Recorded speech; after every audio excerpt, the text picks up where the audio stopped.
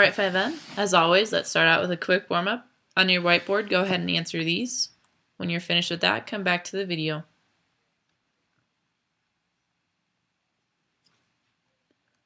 Alright, you're back and ready to see your answers. Here are your answers for your warm-up.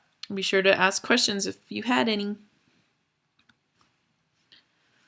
Today, we're going to be learning about choices, tree diagrams, and probability. Our learning target is I can use the multiplication counting principle and tree diagrams.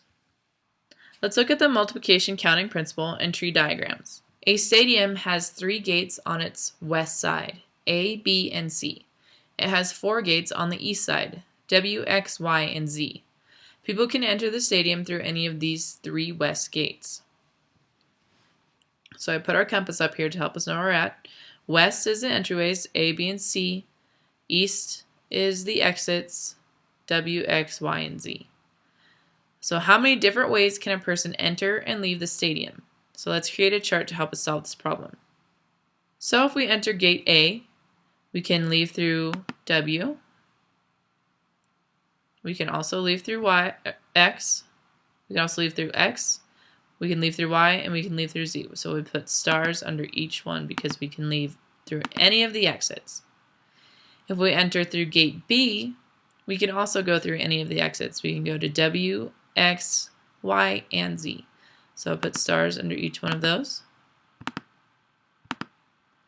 Now if we go into entrance C, we can also leave through W, X, Y, and Z because it says that we can go through any exit of any one of the 4 exit gates. So put stars under each of those. All right, now it's asking what is the total number of ways to enter and exit the building? Well, we can come and we can count here. We see that we have 1, 2, 3, 4, 5, 6, 7, 8, 9, 10, 11, 12. So we would have 12 different ways that we could enter and exit the building. Let's look at the top of journal page 399. Go ahead and open up to that now. The top of the page says, multiplication counting principle. Suppose you can make a first choice in M ways and a second choice in N ways. Then there are M times N ways of making the first choice, followed by the second choice. 3 or more choices can be counted in the same way, by multiplying. So, the multiplication counting principle uses multiplication to count the total number of possible combinations of choices given the situation. So, our problem says, a school cafeteria offers these choices for lunch. Main course, you can have chili or hamburger. For your drink, you can have milk or juice. Dessert, you can have an apple or cake. So, number 1 says, how many different ways can a student choose one main course, 1 drink, and 1 dessert? Use the multiplication counting principle. So I'll do these with you. Now it wants to know how many ways we can choose a main course. So if we come up here, we can see that our main course, we can either have chili or hamburger. So that would give us a choice of 2. So right here, you should write in 2. Now it wants to know ways to choose a drink. So we go to our drink and we see that we can either have milk or juice. So again, our answer would be 2 for 2 different ways to choose a drink.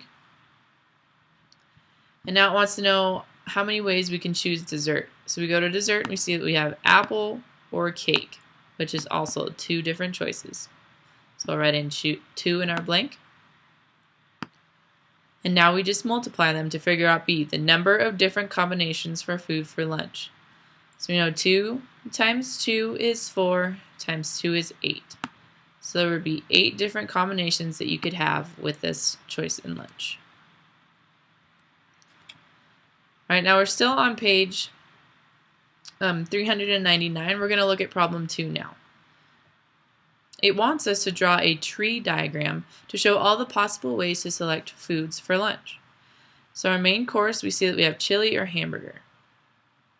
So I'll go ahead and type in chili or hamburger.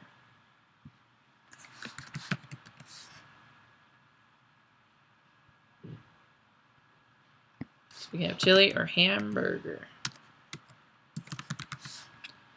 Okay, now our drink choices with our chili, we can look, if we just pick chili, we can have milk or juice. So we put milk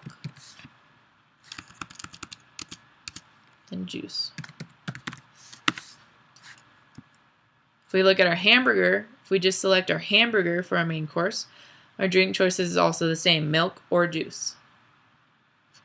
So milk or juice. Okay. And now it wants to know the dessert choices we could have if we just had milk. So our dessert choices would be apple and cake. And then it wants to know it for juice as well, and that would be the same because we only have two choices. We have apple and cake. It wants to know if we had a hamburger and we had milk, we could have apple or cake. And if we chose a hamburger and juice, we could also either have an apple or a cake. And that's how your tree diagram works. So with your tree diagram, you pick one option, and then you go down and you choose the next options you can, and then you pick one of those, and then you choose your next two options. So it's just trees down. So you have one option is chili, then you can either have milk or juice. You pick one of those, and you can either have an apple or a cake. Same with the hamburger. You can have your hamburger, or you can, if you choose hamburger, you can have milk or you can have juice. If you choose milk, you can have apple or cake. If you choose juice, you can have apple or cake. Now let's look at page 401 in your math journal. I'll read you the directions. Mr. Jackson travels to and from work by train. Trains to work leave at 6, 7, 8, and 9 o'clock a.m.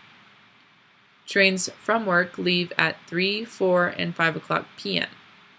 Mr. Jackson is equally likely to choose one of the 4 morning trains to go to work. He is equally likely to select any of the 3 afternoon trains to go home from work. So we have here, you have your 6, 7, 8, and 9 o'clock trains that leave to work, and then you have your 3, 4, and 5 under each of those that you could leave to go home from work. So I'd like you to answer these questions using this tree diagram that they give you. When you're finished with this, please come back to the video.